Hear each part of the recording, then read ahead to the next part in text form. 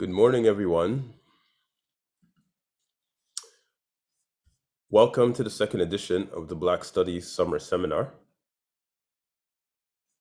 The Black Studies Summer Seminar is a comprehensive, one-week research intensive designed to produce generative and fruitful academic debates and professional development for PhD candidates, postdoctoral fellows, pre-tenure faculty, librarians, archivists, researchers, and artists. The goal of the seminar includes the training and development of PhD candidates, the support and preparation of pre-tenure faculty, and the advancement of the field of Black Studies in Canada. We meet daily for closed sessions during this week in June, and this year we also have 3 public events highlighting major thinkers in the field of Black Studies.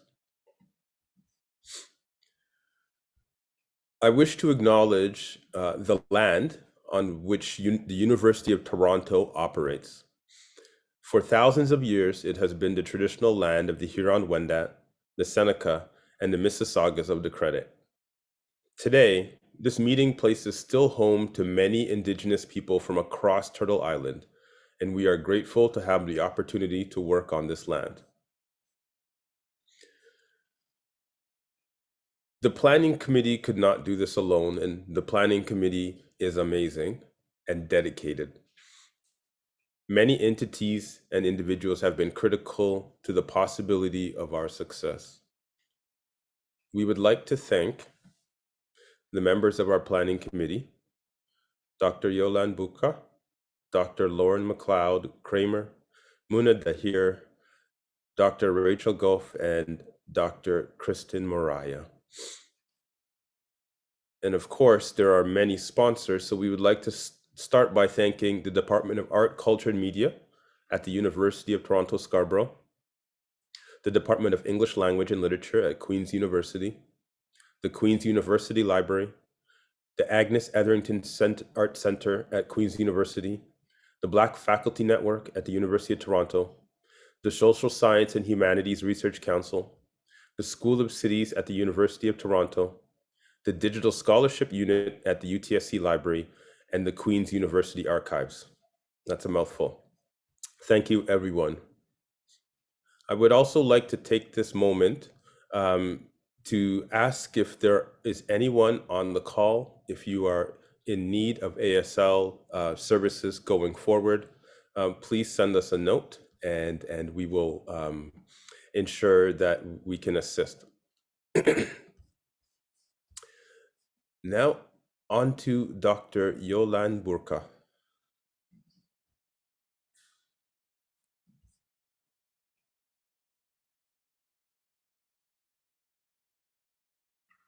Good morning. Good morning, everyone. It's a pleasure to be here today, and I'm delighted to have been given the responsibility to introduce Dr. Sithole. Before I read his bio, I would like to tell you a little bit about how we met.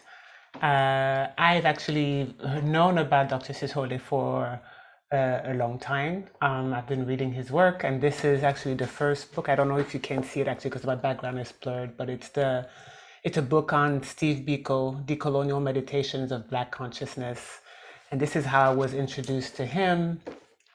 And then earlier this year, I had the privilege to be a fellow with him at the Johannesburg Institute for Advanced Studies. And I remember when we were doing the round of the tables, I realized that I was sitting right next to him, and I was so excited to meet him.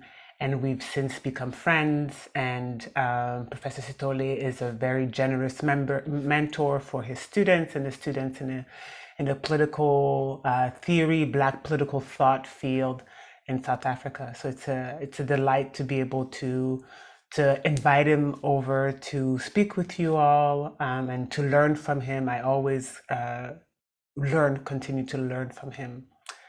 So I'll go on to the bio so that you can listen to his scholarship. Dr. Tendayi Sithole is a professor in the Department of Political Science at the University of South Africa. He is also a senior research fellow at the Institute for Pan-African Thought and Conversation at the University of Johannesburg. Sithole is the author of Mabogo P. More, Philosophical Anthropology in Tanzania, from Rowan and Littlefield, The Black Register, from Cambridge, Steve Biko, Decolonial Meditations of Black Consciousness, at Lexington Books. And he has two forthcoming books, one of which is Figuring in Black in Polity Press, and Fugitive Tapes, Poetics of Black Sonic Imagination, Fordham University. Currently, Sithole is working on a biography entitled Vinnie da Vinci, A Portrait. Dr. Sithole.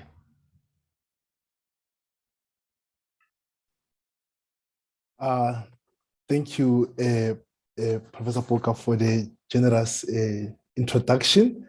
And thank you all. Thank you, Mark, Safia, Christia, and all of the stakeholders, attendees, participants, and all those who have made this event possible, and all those who have contributed to make sure that everything is a success. And those I did not mention, please note that you are mentioned in that spirit. I'm humbly delighted to be in this Black Studies summer seminar, and which I will claim it as my home from today. And this is not to say that I'm saying this on the basis of providing this keynote, but it is the home that I have claimed. Today, I would like to share some telegraphic thoughts, as this is a thinking in progress for a larger piece, which I will start to meditate on so that it can grow into another project, which I don't know where it will lead, but with you, I'm glad that I'm going to be educated in order to take it to a greater height. So allow me to inaugurate this meditation as a humble beginning of having to think Black. We must begin to think Black, and I want to do so in the spirit of this summer seminar, Black Studies summer seminar. And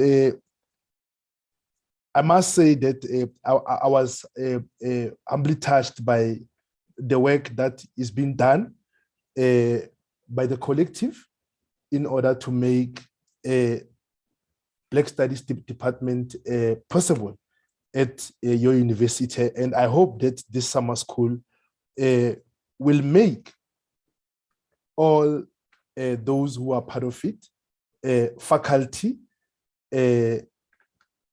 tenured and non-tenured, doctoral candidates, and also those who are doing doctoral work, activists, archivists, and all the interlocutors to make this department, including this summer seminar, to be a very, very intense project that will live from one generation to the next. And I must say that this is necessary and it has to be done. The title of this lecture, which I have changed a bit in relation to the subtitle, but with the same spirit in which I have intended it, I've now titled it Senghor and Biko, subtitled A Thesis Towards Black Consciousness.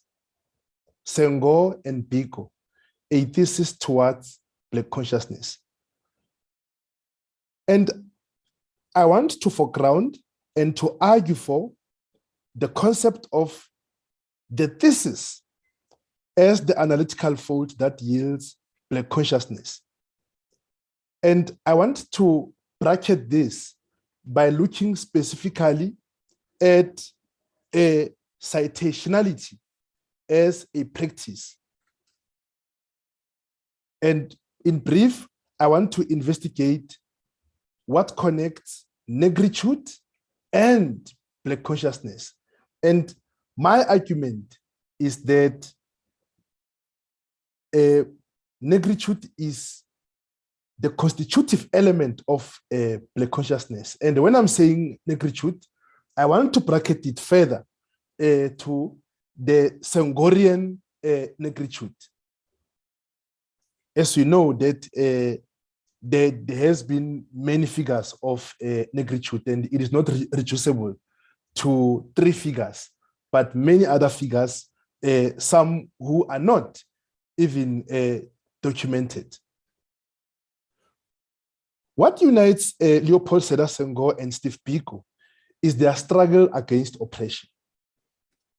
They are both in radical opposition to racism, and both are Black and adopt Blackness with pride, and they take Blackness as the rallying point of their politics. However, in different ways, and also with different points of emphasis. Despite these differences between Biko and Senghor, their intentions are clearly spelled out in their ideas, in that they confront the reality of racism head on. Leopold Sedar Senghor is one of the conduits of negritude, and Steve Biko is one of the conduits or interlocutors of Black consciousness. And these two, both of these anti-colonial philosophical projects are tied together.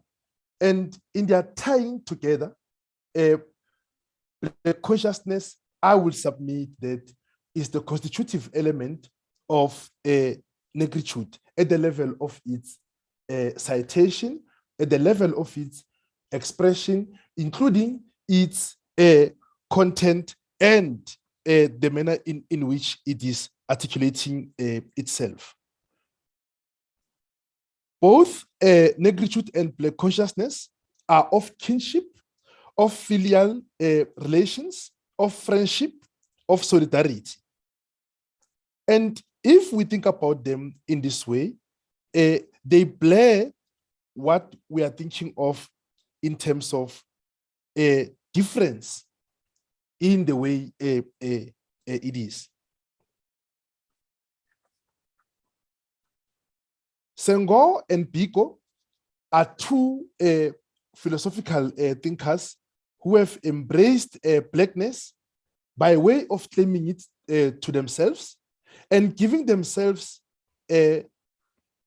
enough power or potency to make Blackness to be a rallying point of their politics of opposition. And this opposition, it is the one that is informed by the anti-colonial spirit. And of course, as we know, there are two colonial projects that, or there are distinct colonial projects that Biko and Senghor are dealing with. Senghor is dealing with colonialism broadly, but Biko is dealing with settler colonialism. But I will not touch on those distinctions. Maybe it's something that we can take later on. But what I want to focus on, it is to make an intervention about the concept of the thetic, Thetic, thetic. and how it manifests into a thesis. The thetic, by way of the proposition whose intention is to manifest into something, that something being a thesis, is to register the struggle that has to do with the politics of being. The coming of this being is no longer a colonial intervention, but it is a being that is being created in the moment of the anti-colonial struggle by blackness itself. This is how blackness invents itself. And I heard like Mark using a very important concept, which is called generativity. And this generativity is one that informs Senghor and Biko, or we can say Negritude and Black Consciousness. It is the being that both Senghor and Biko are concerned about, and even though there are different references in terms of what is this being or what are the politics that inform this being. But still, invoking this being has been the embattled cry, which is registered on the ethos of humanity to come. Senghor and Biko are, in both similar and different ways, involved in the common project. This project means working from the premise that the making of being must be rooted in blackness and thus self-referentially black. So the manner in which they are evoking the concept of blackness in order to make their own conception of humanity is what binds them together in this common project. It is the essence of being that is essential. The being that that has been robbed of its ontology is the being that has to be restored. The work that comes with the politics of being is the common project that cannot be compromised as life is at stake. It is therefore necessary for both Biko and Senghor undertake this common project. And of course, those who have been at the receiving end of the postmodern and the post-colonial criticism that, oh, when you evoke the concept of blackness, you'll be told that you are essentialist, you are totalizing, and so forth. We know that those are tricks.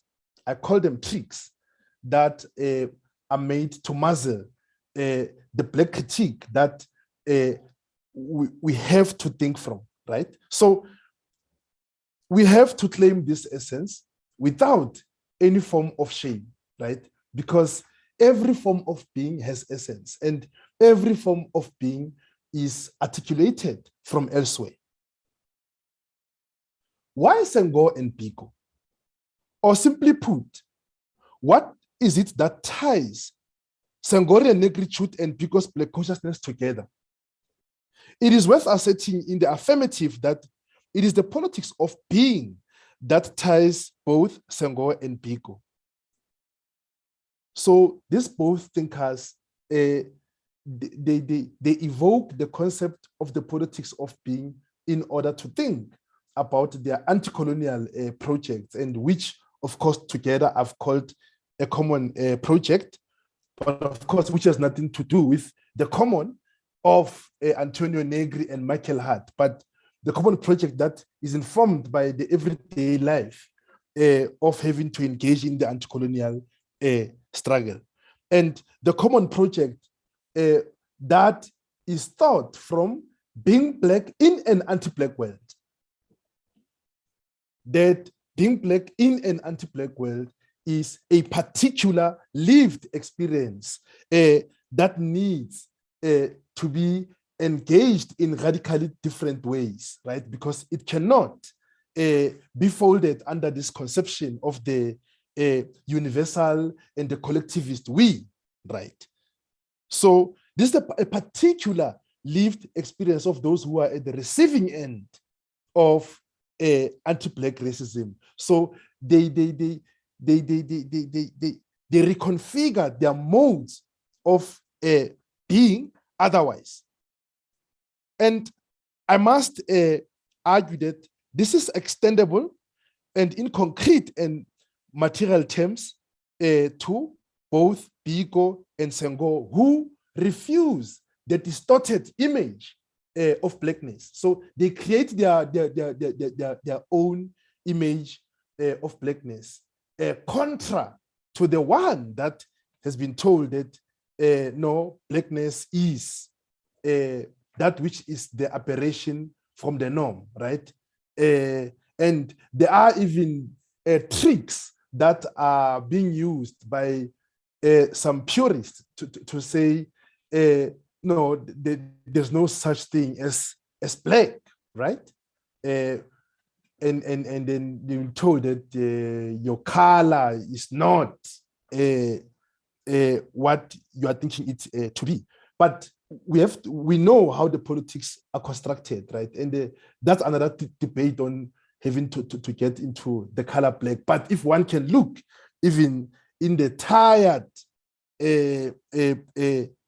references that are also biblical, scientifically racist, and so forth, we know those tropes that have been done to contrast what is Black, what is white, of course, in the closed Manichean sense. But here I want to think about the thetic as that which initiates a thesis by making a case of citationality, where in which the thesis can be arrived at. To be precise, Black consciousness at the level of citationality is a substance of S3 Biko's projects, which animates intention. So let me just take a brief pause here. There is the intention, which is we know like as that act of wanting to do something, and also tension, right? Where we know that there are pressure points. So I want to argue that the citational practice of S3 Biko in engaging Black consciousness has been intention. And that affects the conceptual content that gives the embodiment of the Senghorian negritude to be a form of an insurrection. As we know that the Senghorian negritude from the Anglophone tradition that has claimed to engage Black consciousness, we know about the Wole Soyinkas, and then take, we know about Iskia Mpahlele's take, which I will argue that at the time that they were arguing and criticizing this, they were not matured enough, right? And this is the evidence that we are seeing even today, right? That it was just an ad hominem dismissal, right? But I would like to give a credit to Wole Soyinka, who revised his position, and unfortunately, Iskia Mpahlele did not live to make his reflection. And I'm not saying that he was supposed to make a U-turn like as Wole Soyinka did, but the Anglophone criticism on Senghorian negritude, I would say it was not matured. And this does not say that there were no faults in Senghor's take on negritude, which, as we all know, is different from Leon Contran Damas, is different from Suzanne Cizet, is different from many other female figures who engaged negritude, including the one of the Ms. Cizet's take. Citationality at the level of tension and intention is what aims to put the conceptual scaffold of Senghor and Negritude to a pressure point. And I want to submit that this is both an ontology and epistemology, and it animates the manner in which how blackness generates its own grammar, how it creates experimental modes of being in order to launch an anti-colonial critique. And this is the radical insistence, which means that blackness is the marker of self-definition and which aims to create another reality, a reality which is outside the fold and closure of an anti-black world. That is why we have to think about the intention, right? So surreptitiously, Biko subjects Senghorian's Negritude's intention to be tension, to cite what is often taken for granted and what can be ignored as fable, and turning it into something that cannot be neglected, creating that uneasiness of having to deal with something that is often considered unworthy.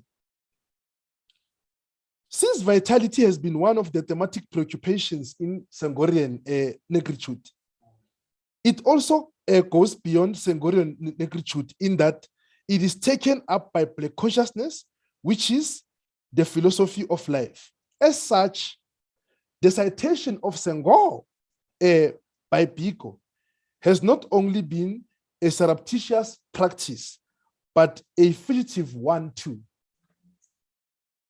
So Biko has been doing something generative in the manner that he is citing Senghorian Negritude. And truly, there's no a definitive citation that we can see in his book, I Write What I Like, but a close reading, more especially if I can direct you to a chapter of some African cultural concept by Biko in What I Like, you can see where the ideas of this lecture were mined. And that is the only chapter where he's even using the concept African as a construct in opposition to blackness. But of course, what we see apparent in that text is how he cites Kenneth Kaunda's African humanism. But I want to propose that in that act of citation, because citationality of Senghor and Negritude is the site of constellation, of which upon the reading of the politics of Black consciousness philosophy, it will not be a surprise to be confronted with fragmented abstractions, which at the same time house the totality of the whole understanding of colonial reason. This citationality is of clustered inscriptions embedded in the Senghorian Negritude, cannot be easily identifiable or synthesized. But what we need as a point of engagement, if we refer to the work of Naum Chandler, it is thinking about the concept of the situated intention, so that we can warrant the politics of actualization that are going to produce other forms of possibility. This stated intention is the conception of necessity in order to inaugurate possibility in the face of impossibility. And this will mean also drawing from various textual sites, inside and outside of Biko's inscription, so that we can think about ways that not only dissolve that tension, but that go through that intention. Or even if we like, we can intensify that tension, right? So we need to read things to a pressure point to the point where they can even be at a condition of breaking down or in the condition of exhaustion that will rupture into something else. What then happens to Senghor and Biko under colonial reason? I will say that what happens to both of these figures is a lot, a whole lot, and a lot that is not easy to deal with. Because the citationality of Senghor and Negritude is the narrative of the bastardized African culture, the very thing that marks and remarks the radical difference of race. But still, it is important to ask, why is it that because citationality of Senghor and Negritude is the intention? This goes beyond the question being the figure of the mundane. There's a necessity to put a name to Biko's inscription in this regard. But then this becomes elusive. Why? Still the question persists. The intention comes into contact with tension. And this is not something that is easily solved. Somewhat, the unanswerability of the question still reigns as if it is a dead end. It is not, none in whatever form, a dead end, as this is where things begin to unfold in ways that have not been anticipated. Even though the question with the operative word, why, persists to answer, is the following. And I will say that, I will propose that there is no name for such the intention and its tension or intention of tension. There is no name, but this is what demands us to think in ways that are going to lead to uncertainty.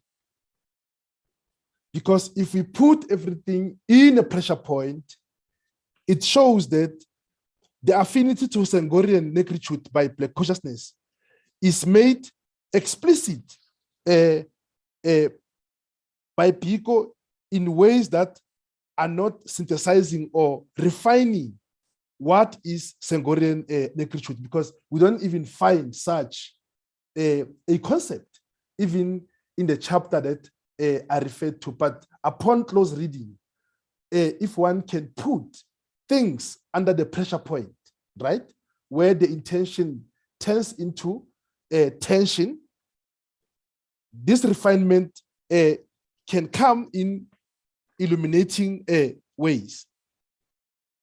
And of course, a concept that provides as a cue to this is how both Senghor and Biko deal with the concept of culture. And the concept of culture is the one that binds the two philosophical projects, but of course at different levels. And the concept of culture is rooted and wedded in politics. This is what we see in Biko and also Senghor, that the concept of culture is a politicized concept.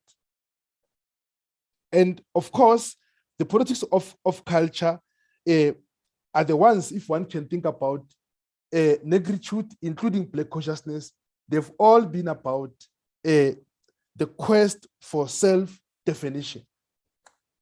And of course, here being obviously that Blackness is used as a rallying point of politics.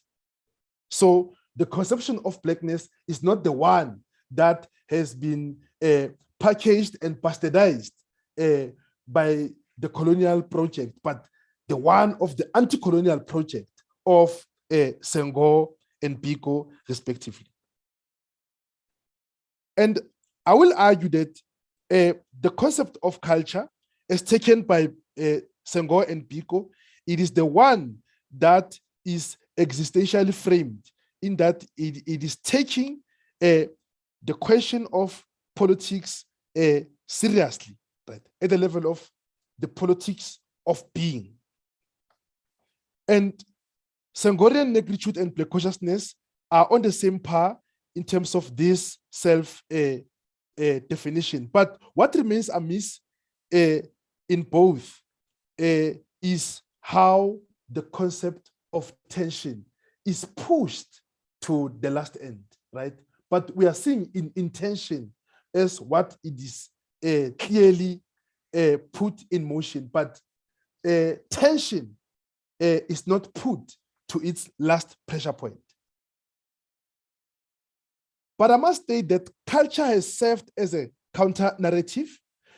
It is from culture that Black critique resurfaces in both Senghor and Biko.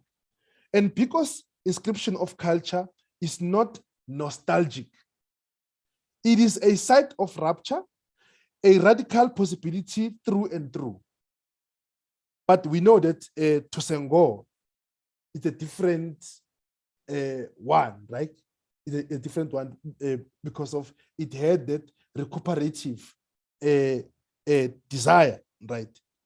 And then of course there has been those debates that there has been the quest for purity and so forth. Culture is to Biko and Senghor a site of citationality, and I want to submit that this gives us an opportunity to put culture under pressure so that it can produce something else. Since like culture on its own, it's a rich field on its own, as opposed to it being an indexed and itemized and or fixed an entity. Culture is a rich side of politics, and this is where I want us to think about intention and tension. And when I'm saying culture, it will call for other modes of having to theorize it differently as a form of an invention. And if we subject culture to theorization, taking tension and intention into account, there is no way that it can illuminate moments of radical rupture or possibility. It will produce other modes. Also, intention and intention illuminate the very idea of the thetic, which I mentioned before. Thetic as in THE, TIC, not as a conceptual gridlock of fixity, but flexibility that also charts further pathways of politics of possibility. It is because citationality that attests to drawing from constellations of causes in order to make propositions that are going to make blackness to be a launching pad of something else. By the intention of citationality and the tension thereof, what emerges is a case of blackness as the site of contestation ontologically and epistemologically, a case even about what propositions can unfold. It is not a static proposition, but the one that at all times diagnoses the problem and does not rush to find solutions. And as we know, we are living in a neoliberal era that is obsessed about solutions. And I must state openly that we don't need solutions at all. No solutions are going to help us, because we cannot have solutions if we don't understand the fundamental problems that we must grapple with. So we need more diagnosis more than solutions, because solutions are going to be packages that will make us to rush, right? So we need to do this pausing ways of thinking differently. Let me skip so that we can have more time for Q&A.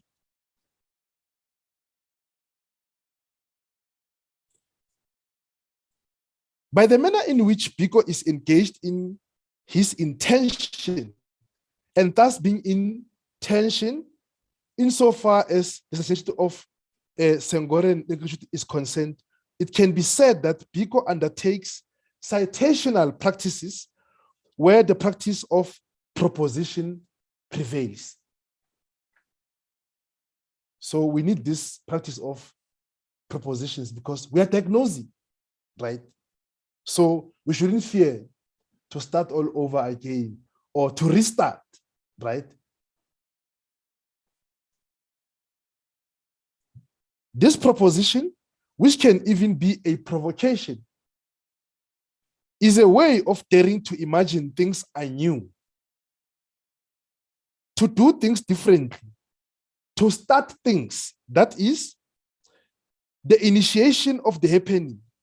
What is of interest is that when Biko cites Senghor and Negritude, what emerges is the name of the unnamed, the unnameable even. This can be detected through implicit moves that are deliberate in the way that incite more provocations. Like, the more you read Biko in that spirit of wanting to find Senghor, who is there, right? That is a provocative spirit that emerges. The provocative stance that Biko assumes is not just an opaque object of intention, which is just merely transparent, but it is a call for the re-examination of the problem that Blackness did not create in the first place. And it is to deal with the proposition of the stated intention as that which is always in intention. So we need to feel comfortable with these tensions that arises as we theorize, as we think from the anti-colonial standpoint, as we problematize the settler colonial apparatus that still continues to be the longue durée even today. To think even anti-Blackness or the categories that we are using based on our socio-historical experience, right? The more we face an impasse or closure, that is the point where we should think anew. We should get comfortable with these tensions, but these tensions are not these postmodern and post-colonial ones, like, oh, it's about hybridity, you know, everything is malleable. No, no, no. We cannot get around these problems. We have to go through these problems. We have to think in a way that is going to make the very idea of thinking impossible, right? We think that, oh, it's impossible to think at this era. I think this is where we need thinking more than ever, right? But this thinking does not need to solve problems, right? We need to diagnose these problems so that we know what these problems are. To understand the problem by way of diagnosis, I will submit that that in itself is a way that the solution can be found. And that solution, however, should not be regarded as the end. There is more to the problem, and there is more to the solution in that further diagnosis, which needs to enjoy the mode of this intention, right? And this is how I'm inviting us to think about Biko and Senghor in this regard. And to think of intention is to take the idea of the propositional as opposed to empirical certainty as the mode of investigation. Also, it is key to add that the conceptual scaffolding is necessary, that we need even those concepts that are regarded as mundane, which are there in the everyday life, to give them that critical spirit so that we can diagnose. And this is the intention, that is intention with, in terms of Biko and Senghor.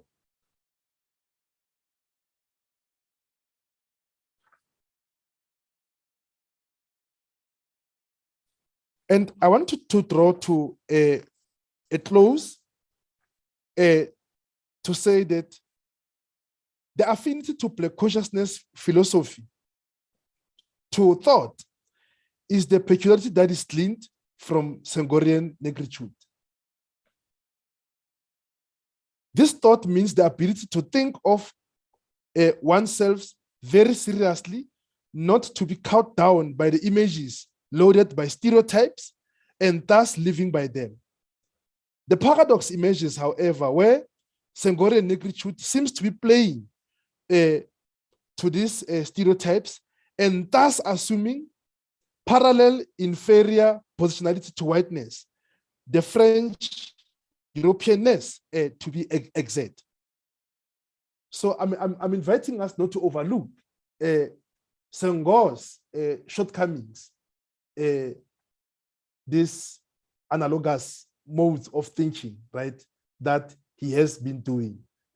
But we need to read them closer, right, and to give them a refined critique, right?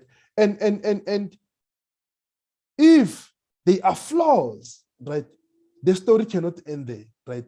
These things, they need to be recalibrated, right? We can extend the criticism, or we can recuperate something, whatever projects that we are doing, because of like we have different investments and outlooks, which is to say there's no one way of reading this, including even in my intervention. The form of life that Senghor and negritude advocates is synthesized by Black consciousness philosophy, and thus not pointing out that there are pitfalls in Senghor's negritude where like the mode of life is what can be said to be colonially interpellated or politically loaded, and what conceals the very act of having to end the colonial project. So because citationality of Senghorian negritude is not the necessity of only this time, but any other time. In other words, it is the moment that goes beyond itself. It is the generative installment of what can be created and what is about to come. It is the moment which precedes itself. That is why the motive for Black consciousness in particular has been that of creating another reality in the face of that reality being denied, right? As you know, that Black consciousness emerged under apartheid, which is the perfection of the long settler colonial project, or what became the perfection of such a colonial project, which in the post-1994 Mandela, it is still continuing. So the intervention that I want to make is that Biko and Senghor are not historical figures, but they are the figures of the now, because the time that we are in, we are still marked by the settler colonial longature, right? In its perverse form, despite having the black face, right, in power. So the citationality that I'm calling for is the one that will still be a longer critique, right, of having to diagnose the problem that we are in.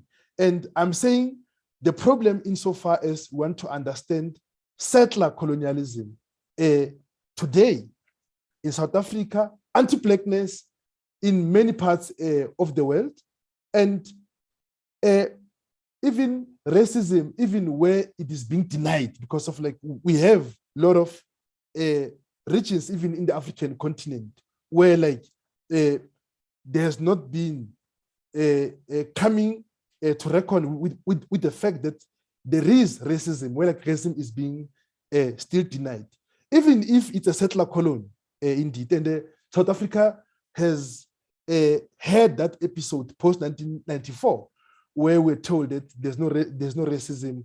We are living under the Rainbow Nation. And I'm saying this because Senghorian Negritude and Black Consciousness are not reducible to the event, but they are in themselves the longue durée of this settler colonial problem, right? Even though to Senghor, it was not the settler colonial problem, but to Biko it was. But if one reads how these unfoldings are continuing, that demands us to think in ways that are different. So I want to submit that it is clear that there are ties that bind Senghor and Biko, and they are not of an event, but they are the radical unfolding of what is the rupture without suture, what is about to come. Land, peace, and bread. Thank you.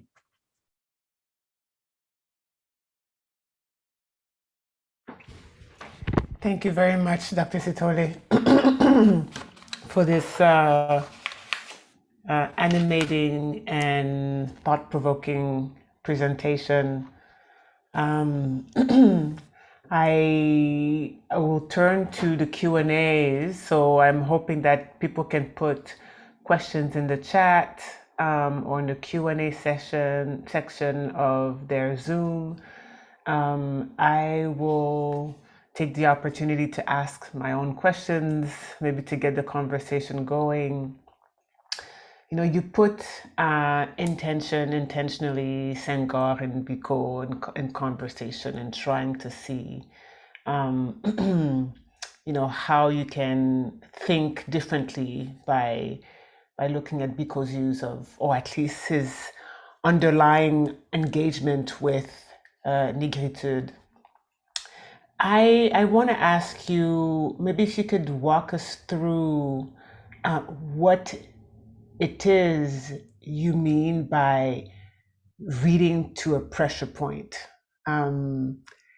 As you know, if you're talking to somebody who are now starting to engage, early career researchers who are trying to engage with scholarship from the Caribbean, scholarship from West Africa, Canada, South Africa, how do you read to a pressure point in a way that is generative? And the second question that I have for you is, you mentioned that Senghor and Biko are not historical figures; they're intellectuals of the present. We need to read them with the urgency of our present needs and our present condition. How do we do that while remaining aware of the geographical, political, linguistic, and historical position from which these writers were writing? You mentioned Senghor writing from a Francophone position, West African position, with close ties to empire. You know, he becomes president of the state. Biko is somebody who's completely different, and he dies at the head of the state in a settler colony in South Africa. So yeah, so the two questions are, how do we take these, you know, if we think about the concept of global Blackness, how do you read to a pressure point, people who are historically, linguistically, geographically situated in their own space to generate this kind of rupture to think anew as you were proposing? Yeah, let me take those interrelated. I don't think there are two questions. It's one question in a sense that if one thinks about the pressure point, let's think about, for example, that one can say, well, let me read Maurice Condé, right, from the Azanian lens, right? Even though she did not make a reference to South Africa in any of her novels, in any of her philosophical essays, right? That can be done. Hence, because I did this while away to give most doctoral candidates and even postdocs to think about relating things that are seen as unrelated, or things that which can be said, no, it's not there, right? That I have the intention of maybe comparing the 19th century figure and the 20th century figure in different locations from different linguistic backgrounds, right? Of course, upon reading, you're going to find tension, right? So the pressure point comes by having to investigate those connections, those disconnections. They are going to tell us something, even though it is not resolvable, right? If there are more tensions, let's account to them. Let's hold this hot iron, right? Let's hold this hot iron. Let's embrace those contradictions. But they are not contradictions for the sake of contradictions, but there is an act of illumination that comes in from there. For example, look at like the manner in which the comparative work is embraced, but at the same time, you'll be say, but how do you compare these figures? Or some, if you say, for example, well, let me read Edward Glissant, right? Let me read Edward Glissant vis-a-vis Wangari Maathai. People will say, but Wangari Maathai was concerned about the forest. And they said, yeah, she was about the forest. And of course, Glissant was concerned about the ocean and the soil. Are they not creating the new modes of inhabiting the earth? You see, and that can come. This is the tension that I'm calling for, right? To think in ways that are investigative. And as well, we see also how even the question of settler colonialism, the question of anti-blackness is becoming something of a currency, right? We cannot say that anti-blackness is a recent phenomenon, right? Even though previous Black thinkers have not spelled it out, but they've been grappling with it, right?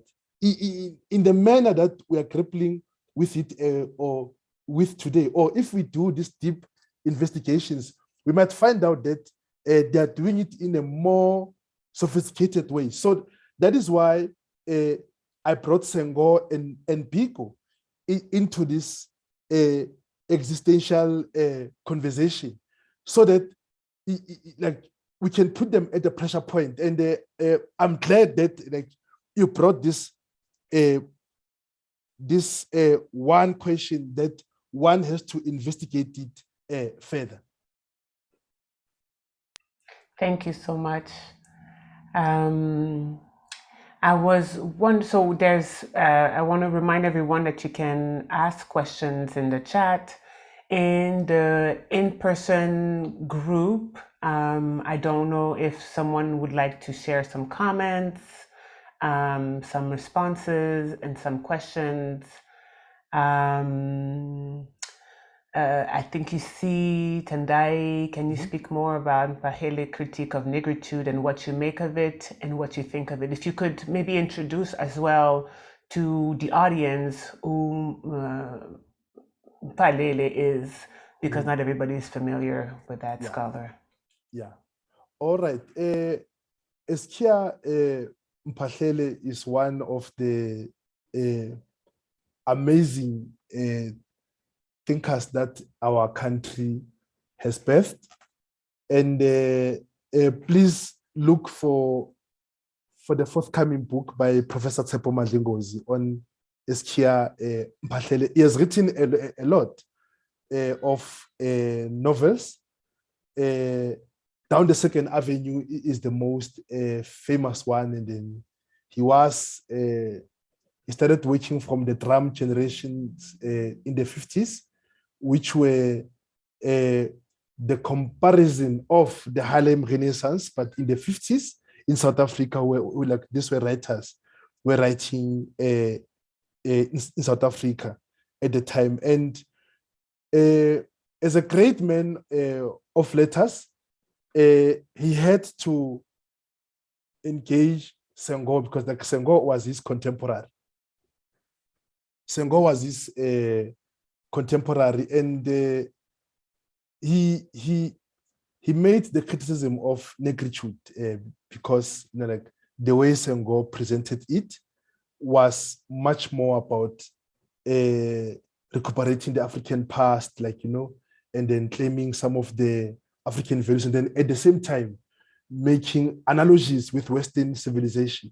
And the critique of Mphahlele and Wole Soyinka at the time was wholly dismissive of Senghorian negritude, right?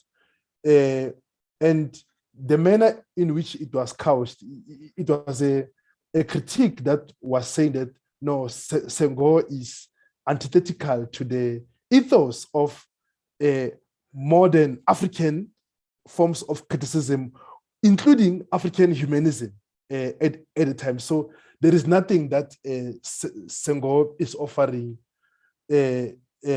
because all it does, it is this theatrics, And I was saying in the lecture that for me, that was not a mature criticism at the time, because you'll see that Eskia Mphahlele and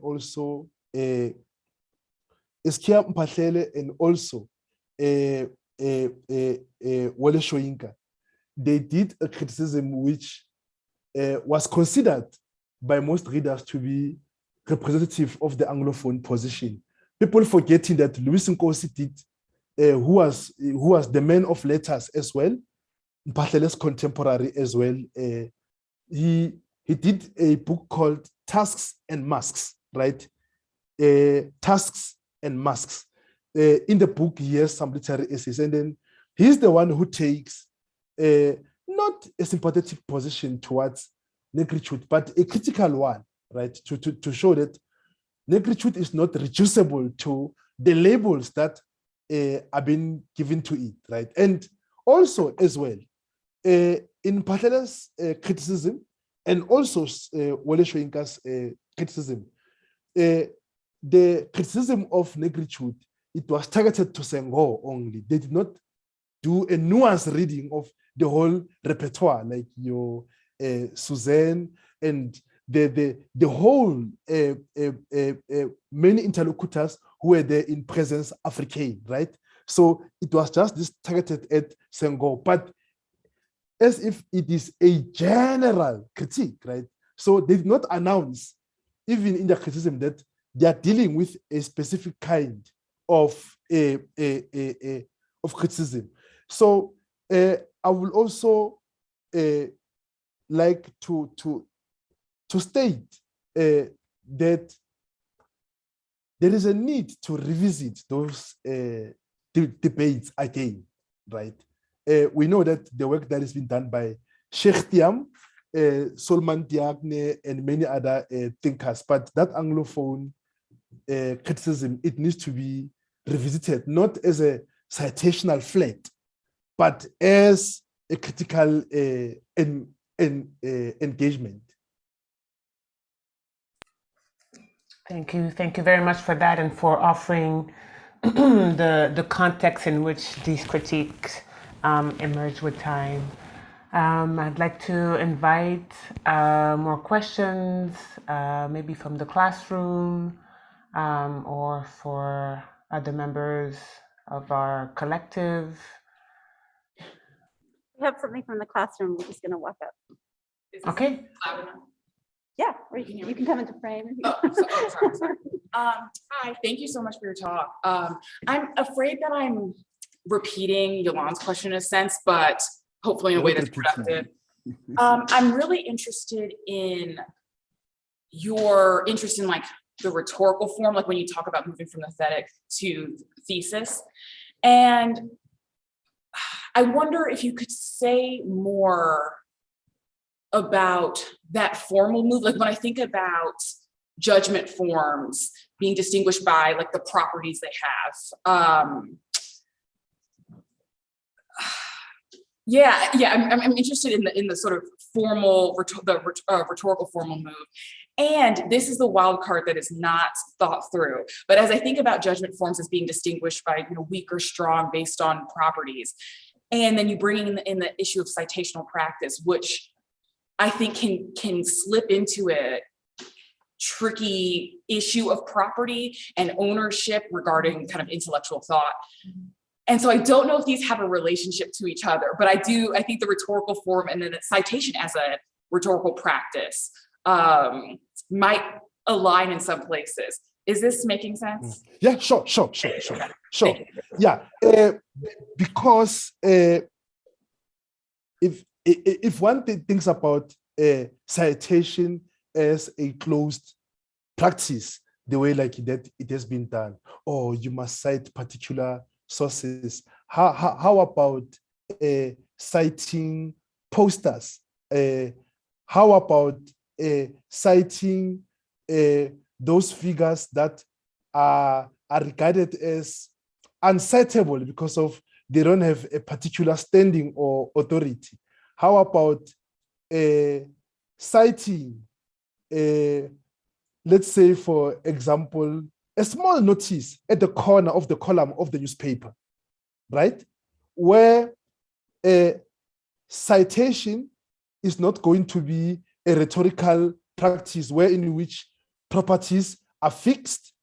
Properties are fixed in a sense that, oh, this is what you can only cite as we are being trained, right? But citing experimentally, like I was thinking as well that if I have a piece of lyrics, when I cite them with my attitude that these are not lyrics, but this is a philosophical text, what form of an attitude do I need to cite this? You get what I'm saying in this regard, that which we cite, we don't need to treat it as that property, that fixation, that index, but a rich side of what can generate more, right? Where in which I was speaking about the pressure point, where in which we can even take a one-page essay and squeeze it out, right? Read it in sophisticated ways that are going to be inside and also outside the text, that are going to also challenge the conventions, right? So what I want to encourage here is that nothing is useless, right? You might find a piece in the archive and say, well, this piece in an archive, it does not show us anything. If one looks at the attitude that that informed Saidiya Hartman when she did Wayward Lives, beautiful experiments, we are seeing that, right? Where like we are citing things that are seen not worthy of citing. For example, if you do research on Senghor, we know that you are going to be told that what are you going to tell us about Senghor? Senghor is old, Senghor is archaic. But if you're to write about Kant, you're going to raise curiosity. Kant. You're going to tell us about the categorical imperative and the judgment. So why can't we read even novels as philosophical texts? So this is the citational, like my practice, like I want to say that it must also be informed by the radical attitude in which we treat the figures that we are dealing with. The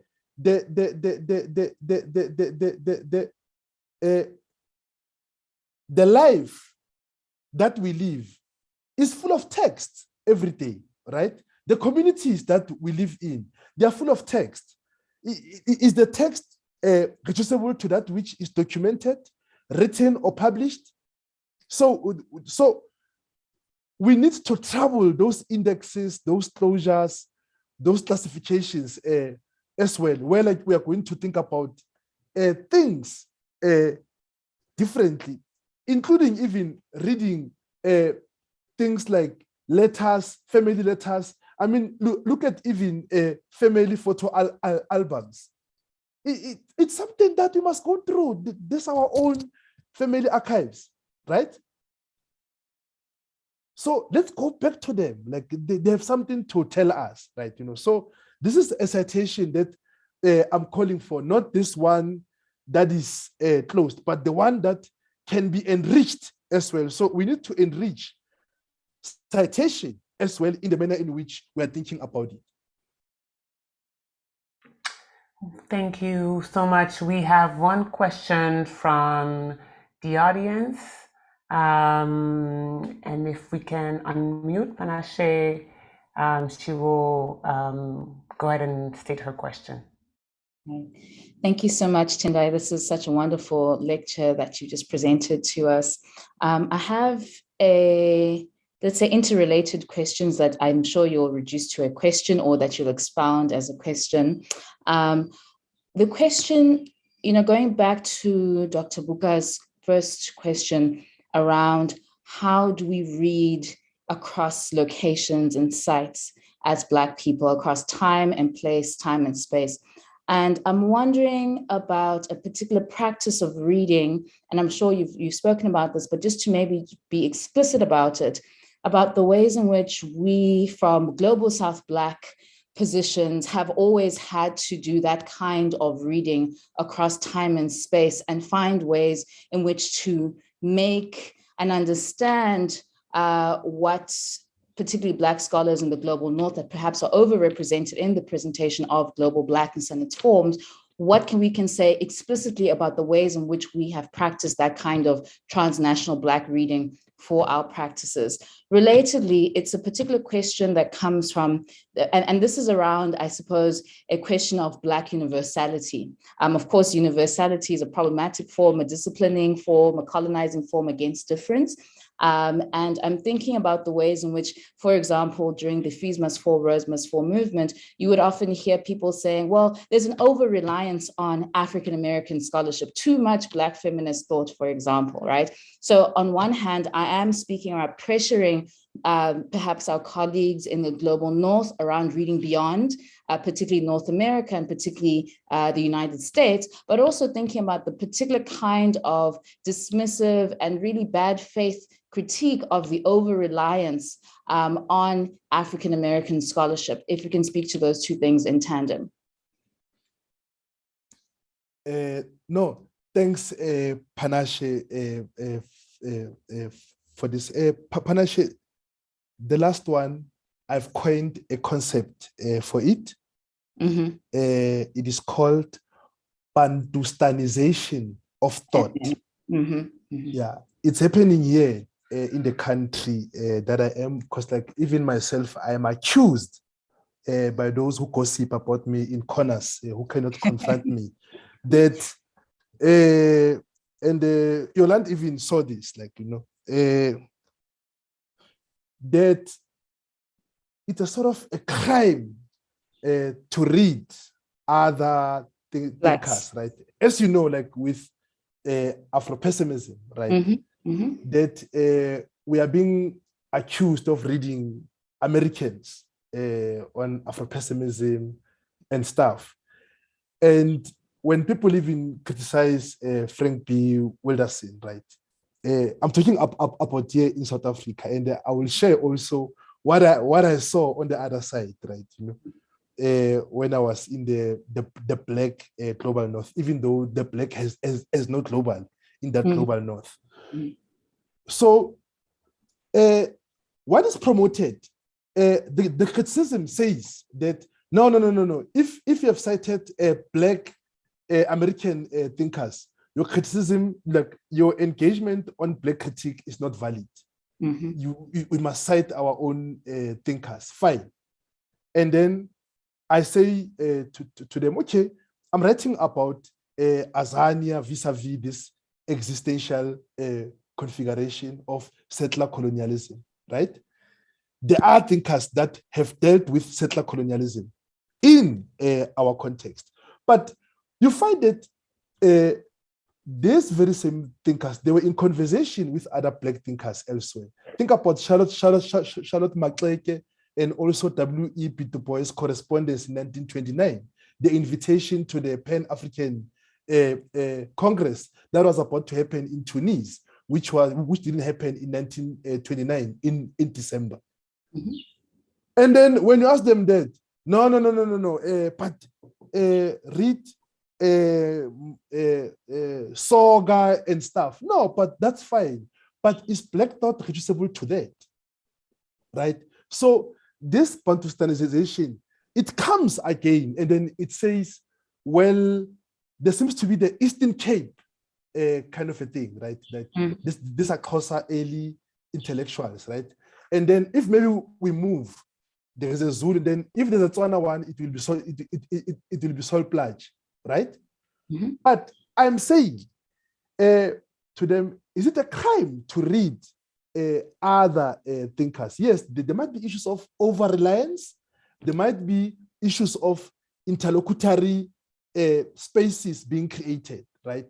But I find this ad hominem dismissals by those who engage them to be very lazy, in a sense that the very same people, they will read Plato, for example, right? But I always say it depends on the attitude that you are adopting as you are citing, as you are reading, as you are discussing, as you are debating. From which disposition are you engaging these thinkers? And where are you taking them? Look at the beautiful works of Cedric Robinson, 1983, when the book was overlooked, right? The manner in which he engaged Black Marxism, the manner in which he engaged the continent, right? In having to think about this. Then when he writes an anthropology of Marxism, people like E.P. Thompson, who was a peer reviewer, he was like, who the hell is this guy who's writing about us? You see, so there are now these problematics of territoriality. And then if I write from the Bantustan position, I'll be accused by the very same people. You are not expansive enough. You are not doing this. And even now, we are not even allowed to read people like Derrida, Heidegger. We can read those people, but the question is, from what attitude and disposition are we reading them, right? So these locations and sites, for me, we must do a whole bunch of different projects. Right? I'm not saying this in a liberal sense, like, because like you're asking me a very, very difficult question, right? Which I still need to account for, right? You know, for my entire intellectual trajectory. But there is a need. If Panache, you know, like what is happening. If you write about a particular figure, you are going to be accused of you are owning that figure. Oh, who the hell are you to write about this figure? These are the problems that we are having here in this country called South Africa. And that thing, it needs to end. And secondly, we have also a serious pandemic which we should work on, which is the name-dropping pandemic, right? Mm-hmm. It's the worst kind of COVID that I've ever seen, epistemological, right? That it is choking, like, and we need to hold each other accountable in that way. If I see that there are blind spots in panaches, why should I go and drink coffee, bastardize her, and then her article will be like, oh, see, this is what Panache wrote. Don't tell her that it comes from me. We need to end that. And then we must enter into the culture of debate, right? We shouldn't agree. This is not a church, so that we can enrich those ideas, right? Let's take the drum generation positions. This Negritude debate, look at what Louis Nkosi did in Tasks and Masks. Mm-hmm. I would like to see that being revisited, right? We are living at an opportune time, and then we can see that even the liberal and the Marxist paradigm is dissolving a bit because of it is exhausted, right? Mm-hmm. That there is a space that we need to occupy, but it should not be about this Bantustanization, right? Let's read Mkai from another disposition. Let's read other thinkers. If somebody over-relies on the North American literature, the question should be, what are they doing? What are they trying to investigate? What are they opening, right? If I want to write about Totozo Makatini, right, and then why should I be stopped by somebody say, I drink tea with Totozo, you can't write by, on him, I'm the only authority. So we need to end those coffee shop politics first and then get into this, because I feel like we are yet to start, because we know that post-1994, the Black critical project was decimated completely. And we had the liberal consensus appropriating, right? And we had to study things like, oh, we must study the problem of the affect and the social. But when you put in the race question, you'll be told that, oh, you are, and then there was social cohesion project, and then the debate of Siposiepe, Tandwam Tembi, Mtembu, Lisa Komprik, which happened in the mid-90s, Christina Kunta, those debates died, right? And then we saw your creme de la creme, your Justice Malala, like, you know, hey, this is a voice of reason. So I think Fallism gave us a new opportunity to rethink our modes of assembly, right? Where in which me and Panache don't have to agree, right? We can disagree, but in an intercultural fashion. That not that like, oh, Panache differs from me. Yeah, when I see her at Harvard, Boston, I'll pass her as if like I haven't seen her before. Or oh, if I see you with Panache Tendayi, you're no longer my friend. This is a pandemic that is afflicting the Black intellectual environment at this time. And it's a crisis, right? So we need to rethink new ways of doing this, right? Yeah, so can I? Yes. Sorry, I just because I know the time is running, yes. And I just want to get into this gossip, but it's an important structural issue around structural erasers, around reading each other across locations. And it's funny because I was reading Black Registers and I was going through, and if I'm reading, must go there because you said we must read until the pressure point. So let's go to the pressure point. Yeah, sure. Reading your acknowledgements, and I'm going through all your interlocutors, and I thought, oh, Gandhi, they read this guy. I didn't realize, because you'd never say it according to their work. And this erasure has been a long time happening. This particular structural form of erasure, that there will be interlocution between scholars in the so-called global north. So we say so-called global north and global south. However, the citational practice, the erasures come through in the scholarship to say that, oh, you do read and you do engage. So we can talk about Langston Hughes and Eskom Patlele, but at least in the scholarship on Langston Hughes, you'll never hear about Eskom Patlele, for example. You'll very rarely hear about the effect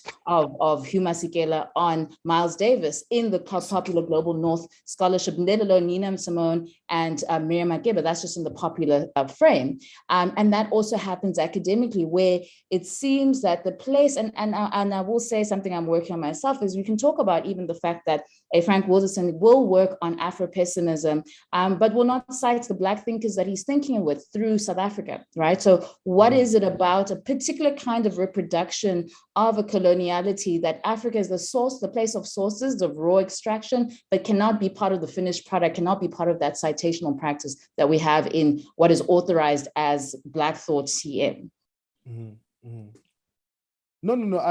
I fully agree with you. And the thing, and then we know, Panashe, that we don't even cite each other, like, you know. So we have a lot of intramural interventions that we have to do on our end, like, you know. And that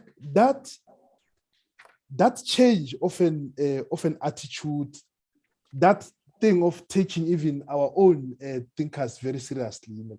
I mean, like, even now, like, we know that like people like Bongani Madondo, somebody who should have done journal articles or books on him.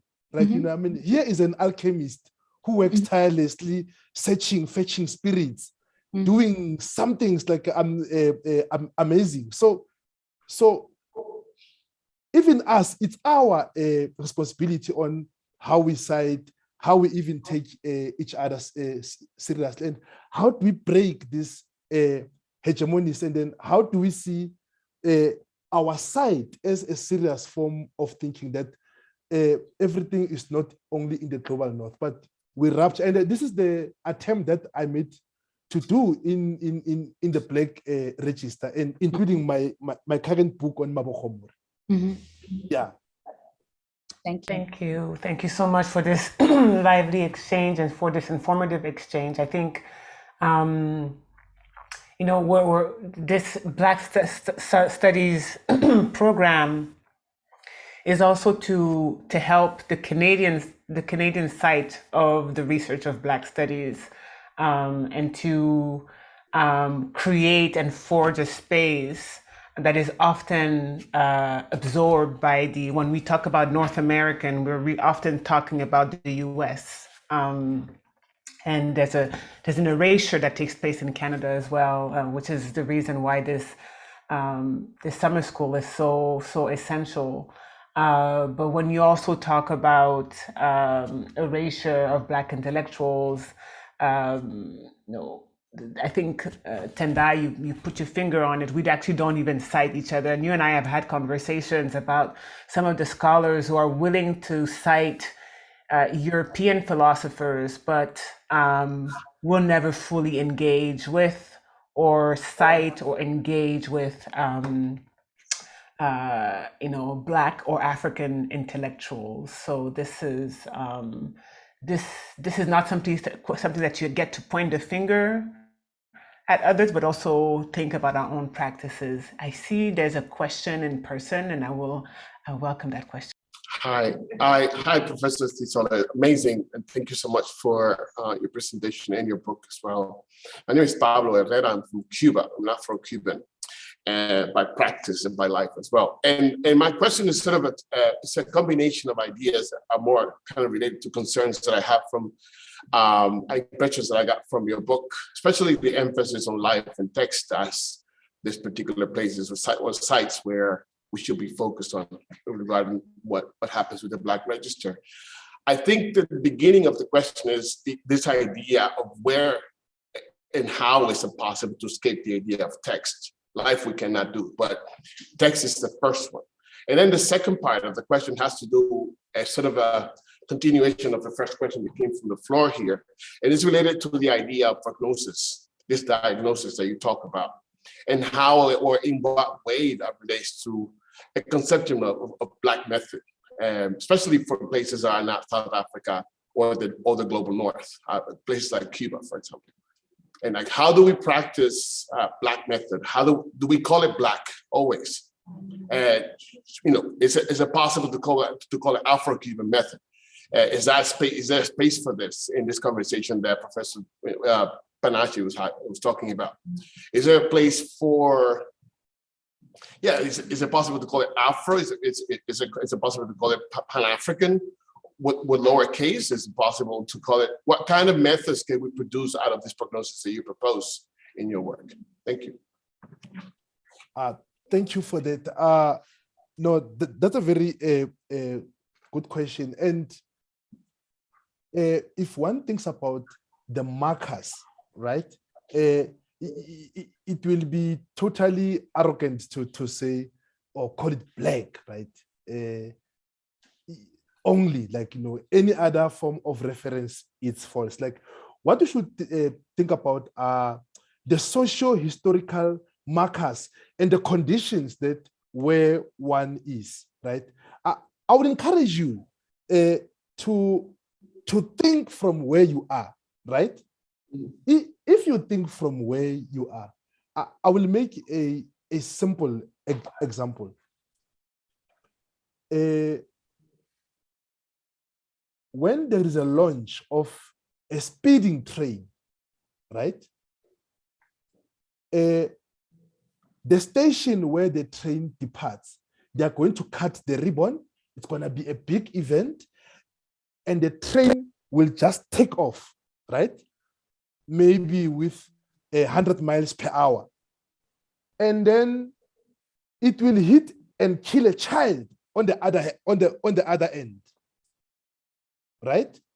And then that train will just proceed. Can we say that those who were celebrating the departure of the train and those who saw it passing, killing a child, have the same experience? It's a no. But that's how much we are violated. Those who are celebrating are expecting those who are mourning to celebrate. They don't care about the child that was killed by the train. And this is the kind of epistemic violence that we've been subjected to. And I'm not saying that they must acknowledge that the child died, but I'm against the very idea that they are saying to us, yeah, the child died, so what? But you must celebrate with us. Think about cutting ribbons, even though we're not there in that location. So these are the things that we have to think about, that from the socio-historical experience that you are in, take that site of mourning as a site of your critical reflection. Take it as a point of the markers that you will refer to, whether it will be Afro-Cuban, whether it will be decolonial, whichever categories that you are going to use, right? Because if you can look, most of these critical projects, they are doing similar projects. They are critiquing this departure of the train, which I can equate with modernity, right? And we're not saying that in this erasure, nothing can come through. And I want to emphasize this question of erasure, because I think it has been raised in ways that demand me to think about it very seriously, not at the level of citation only, but at the ontological level as well, at the political level, that there is the invalidation of the experience that nothing happened, nothing can come out from you. How about thinking from that erasure, thinking from that point where they say there's nothing of value, there's just nothing, there's nothing worthy.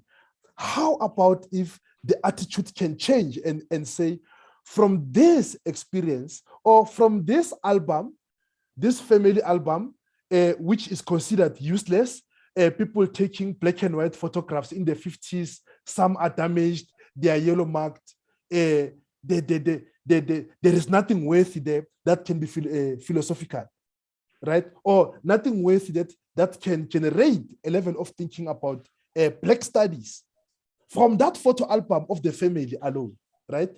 Let alone reducing that to the method of, oh, I'm gonna do the visual anthropology in the realm of ethnography. No, where you say, this album is a discursive text, right? I want to know who was this man with a suit, right? In this poor neighborhood. What did that suit mean? Even if those photographs are black and white, what would it mean for you to think about what was the color of that suit? Beyond what the photograph is presenting to you, these are the pressure points that I'm thinking about, Professor Poka, like that, as like you provoked me to think about these pressure points very seriously, that these pressure points, they lie in the so-called nothingness that we are having, right? In the conversations that we are having, letters of correspondence between families, right? I can think from Cuba, how maybe there was a correspondence with the uncle and his daughter who was in the UK, who left Cuba, thinking that in the UK there'll be a good life. And then you read those letters of correspondence, you read those missing points. What are you going to find, right? Critically from the disposition of Black radical thought, right? How even the mundaneness of music can make you to say, well, the way maybe the Canadian national anthem is being sung, it's about erasure, right? Here is the national anthem of Canada. It doesn't talk about settler colonialism, right? How the acknowledgement of the land as sites, that sometimes these are just done for lip service, that the very indigenous communities of these lands, right, they are still erased. What would it mean to read maybe like somebody who supports the resettlement or the diminishing of the indigenous communities, and then they do that acknowledgement of land? So these are the things that I want us to take seriously, right? That we have those texts, we have those resources to cite, we have that site of erasure as a reservoir, right? Where we say we will expose what perpetuates this erasure, right? Or we can ask even a simple question: what does it mean to think from erasure? What does it mean to think Canada from erasure? And what does it mean to even unpack these discourses that says, oh, but Canada has moved far to this way, those things are in the past, forget about them. What would that mean? What will that mean? If I were to think about the Canada of the future, should I think it about in futuristic terms only?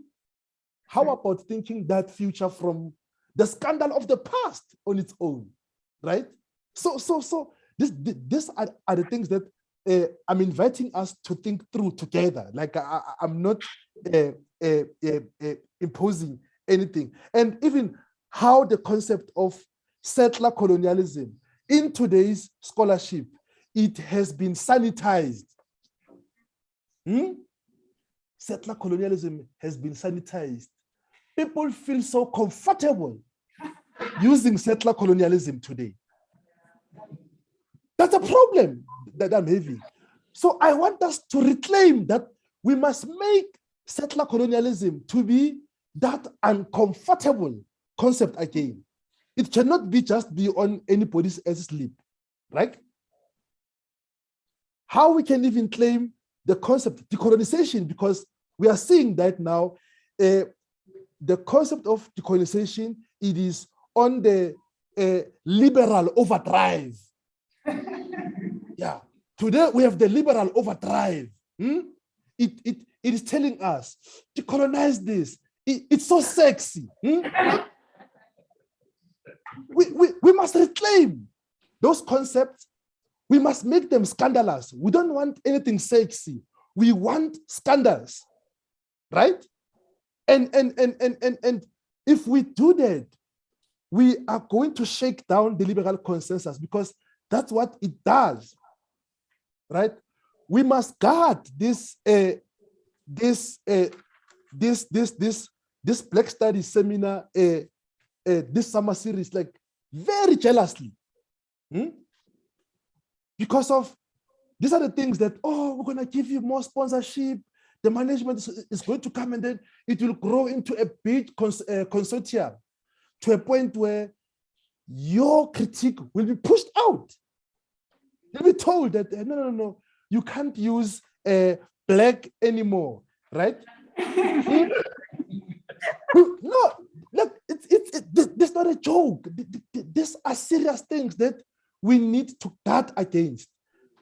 That those, when Mark Safia and Krista told me about the history of building this possibility, I was in pain, because I know, even in this university that I am, University of South Africa, how the coloniality, which used to make faculty members uncomfortable, now it's a sexy term.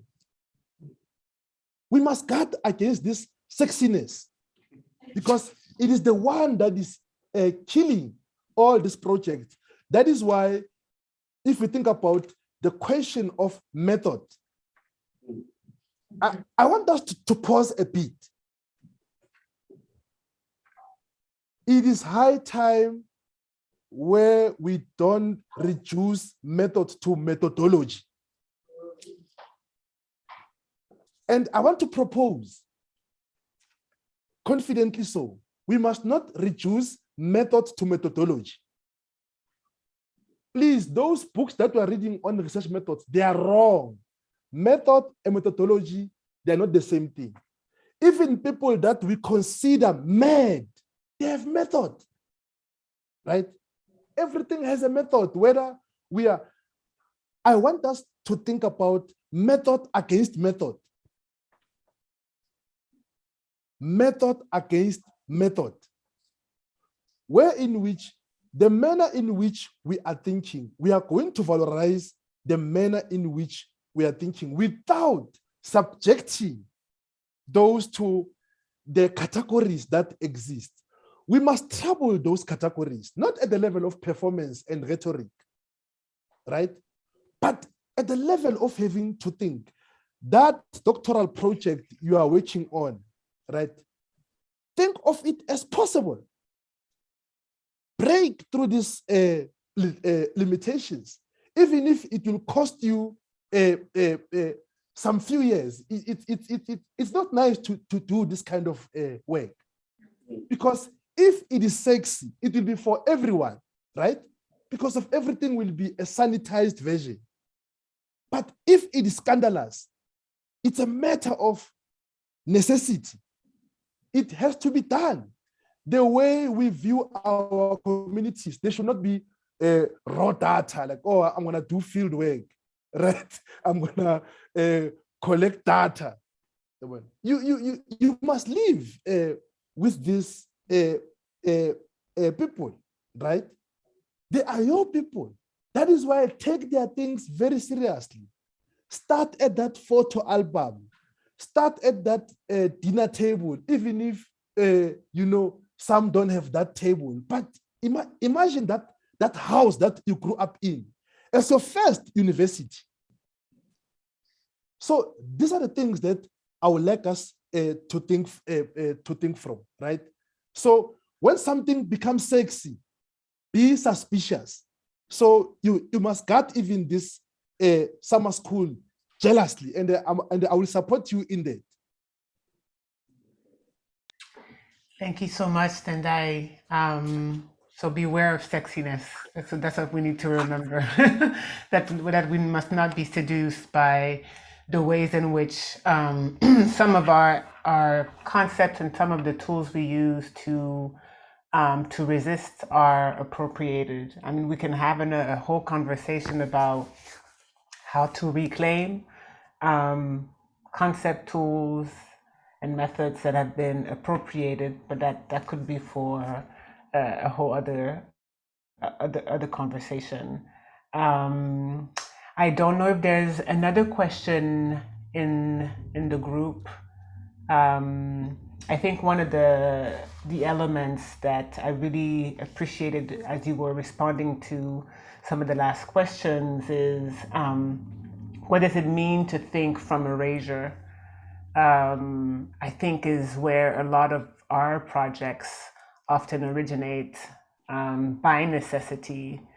I think, for example, about the last question that was asked about, how do we do a diagnosis from something that is broad as Black method? Does it need to be particular? Does it need to be general, or does it need to be universal, quote unquote? And the question then reminds me, for instance, of the relationship that Cuba had with Southern Africa during the Cold War.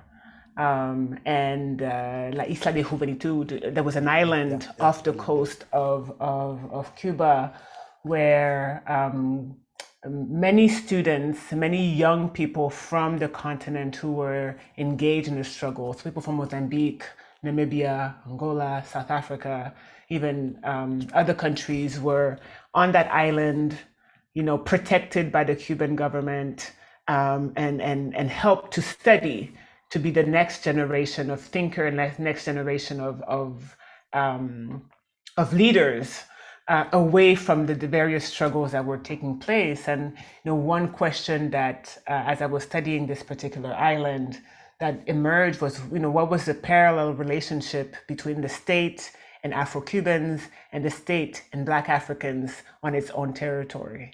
So I think it's, when we're thinking about this concept of global Blackness, as you mentioned, the importance of reminding ourselves that some of this writing is a reaction to the places, the social and economic context in which the authors are writing. And what we're trying to do is use these reflections and ideas and abstract them so that they can make sense of things in the present. But it's always important to understand the context in which these things were written, particularly when we're engaging in critique, right? The critique requires us to be aware of who the interlocutors of that writer were, and kind of the intention behind what they're writing. It's really easy, for instance, to take people like Sankara and Cabral and congratulate them for their feminism and how they attempt to liberate women. But what was the context in which they were offering these talks? So I don't know if there's any other questions or comments. We have 8 more minutes. Would like to see if there's something that you would like to add, Tendayi, before we wrap up.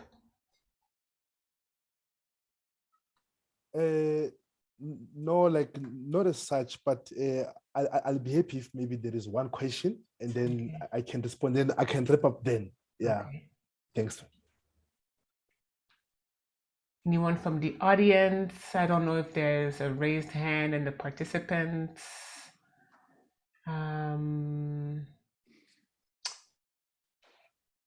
I do not see any other questions, so I think we can wrap up.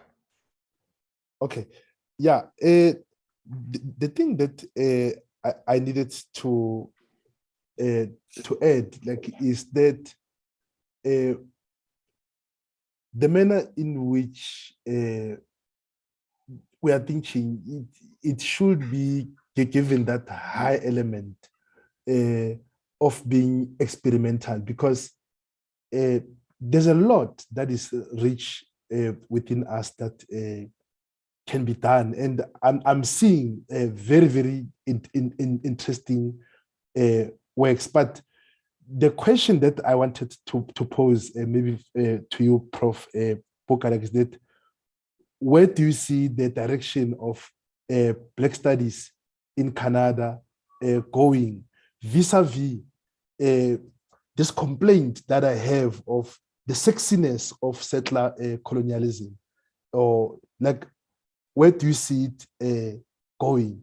Because I know that we did talk about this briefly, but we did not explore it. So where do you see this going? And then maybe like Mark can chip in, or anybody else as the collective. I think it's an excellent idea to ask Mark to chip in and and enter this space, since I think in many ways he and Kristen and the member of the organizing group, but particularly him, are kind of the people who are in that space. I am not in Canadian Black studies. I'm a Black Canadian in many ways, but in many ways I'm not as well. So it's complicated.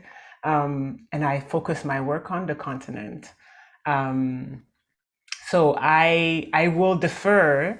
I think there's somebody in the audience who would like to respond. I think it's Kristen, I'm not sure, but they will take that on.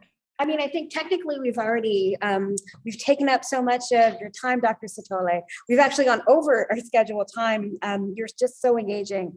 And I know that the students here were all very excited to both read your work and to be able to ask you questions. And you've been so wonderful and generous with us today. So I just wanted to thank you so much for everything, for your beautiful, beautiful book, and for this incredible and inspiring talk. I think that we're leaving with so much, and we look forward to being able to meet with you in person at one of our next institutes. So thank you very much. Thank you. So we can discuss this conversation then, Tendayi, at another time. But I would like to personally thank you for being willing to stay a little bit late at the office and share your knowledge and your insights. And I hope that everyone who participated got the inspiration they needed to forge ahead with their work unapologetically and with confidence. And thank you for your scholarship. Thank you, Tendayi.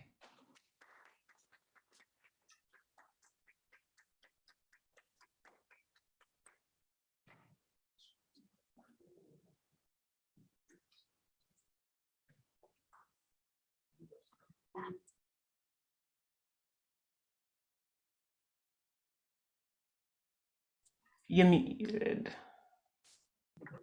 Before we go, perhaps we can just remind the people who are still in the audience and present with us on Zoom that we have more public lectures lined up for the rest of the week, and we encourage you to visit our website and to sign up for those lectures and join us as we continue this conversation. Thank you so much.